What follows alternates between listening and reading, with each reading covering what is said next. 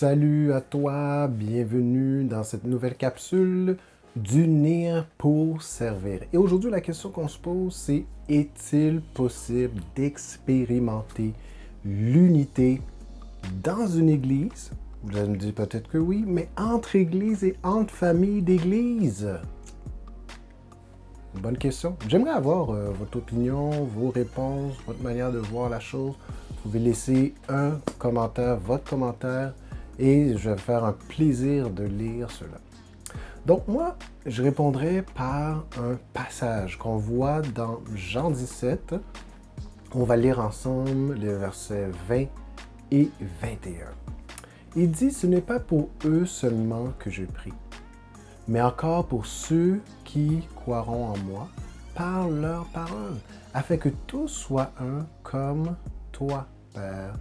Tu es en moi et moi en toi, qu'eux aussi soient un en nous, afin que le monde croie que tu m'as envoyé. » Donc on voit ici le Seigneur Jésus qui fait une des dernières prières avant sa crucifixion et qui est en train de prier pour les disciples, pour les apôtres qu'il était sur le point d'envoyer en mission. Et il dira, je ne prie pas juste pour eux, mais pour tous ceux qui vont croire grâce à leur témoignage, grâce à leur prédication. Donc ça nous inclut, nous aussi, parce que grâce aux enseignements des apôtres, nous sommes, 2000 ans plus tard, nous sommes membres de cette grande Église universelle en Christ. Et il demande, le Seigneur demandera que tous ceux qui vont croire soient un en Christ, comme lui, il est un avec le Père. Donc spirituellement un, une même pensée, un même cœur, les mêmes sentiments. C'est le désir de Dieu, c'est sa prière. Et vous savez quoi? Les prières du Seigneur Jésus-Christ sont toujours exaucées. Comme il dira, le Père exauce toujours mes prières parce que je fais sa volonté. Donc c'est le désir de Dieu et la prière du Seigneur Jésus-Christ de voir l'unité. Parce qu'il dit que ça sert de témoignage. Et tous, le monde saura que le Dieu le Père a envoyé le Seigneur Jésus-Christ sur la terre. Il dit, c'est par l'amour que vous allez avoir les uns pour les autres, que les gens vont savoir que vous êtes mes disciples.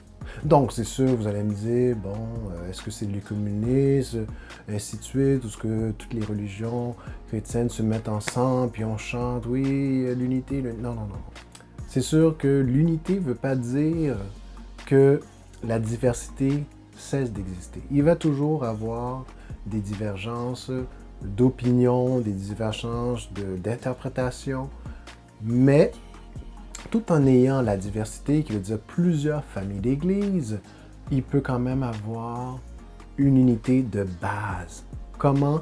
En Christ. Pas selon nos projets, nos opinions, notre manière de voir les choses, nos préférences, mais en Christ. D'être d'accord sur le chemin qui mène au Père. Il est le seul chemin. D'accord sur la manière d'être sauvé. Le salut entièrement offert gratuitement par Jésus-Christ grâce à son œuvre accomplie à la croix. Donc, il y a des doctrines qui sont fondamentales. Et ça, c'est non négociable. Ça, au moins, on peut s'entendre sur cela. Et non seulement quand je parle d'unité, c'est de savoir aussi quand nous travaillons dans le même objectif qui est de prêcher l'Évangile, la bonne nouvelle à travers le monde, mais c'est correct aussi s'il y a des efforts d'évangélisation et qu'on est d'accord sur les doctrines, bien entendu. Si on veut atteindre un quartier, servir les enfants, servir les familles défavorisées, servir peut-être les mamans monoparentales, peut-être nourrir les pauvres. Quel est le problème de se mettre ensemble pour pouvoir faire cette belle œuvre?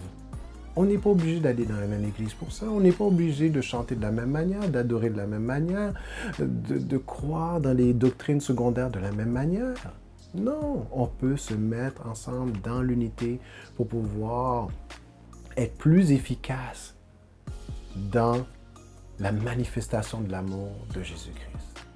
Donc, et aussi, il y a d'autres passages dans la parole de Dieu où ce que nous voyons que le Seigneur nous exhorte à vivre dans l'unité, à nous aimer les uns les autres, à prier les uns pour les autres, à nous exhorter les uns sur les autres, veiller les uns sur les autres, non seulement dans l'église locale, mais c'était entre frères et sœurs. Parce que la vision de Dieu, c'est d'amener toutes choses dans le ciel et sur la terre. Ça, on voit ça dans Éphésiens au 1er chapitre. D'amener toutes choses dans le ciel et sur la terre sous l'autorité du Seigneur Jésus-Christ. C'est pour ça que nous avons comme mission d'aller de par le monde et de faire de toutes les nations des disciples et de les apprendre à observer tout ce que le Seigneur a prescrit. Donc oui, c'est le désir de Dieu qu'on vive dans l'unité. Et oui, c'est possible. C'est possible si nous nous engageons à obéir à la parole de Christ, si nous nous concentrons, nous nous centrons sur la personne de Christ, sa parole, son projet pour l'humanité.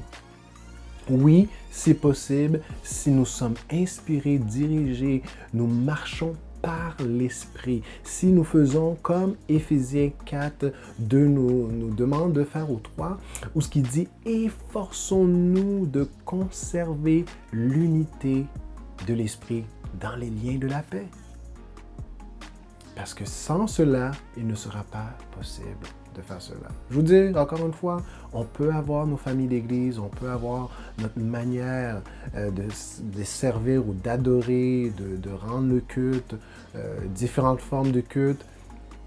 Mais lorsqu'il est temps de prêcher l'Évangile, de faire des actions communes dans un quartier, dans une ville, il est possible de vivre, d'expérimenter cette unité et ça sera un témoignage puissant pour ceux qui ne connaissent pas Christ.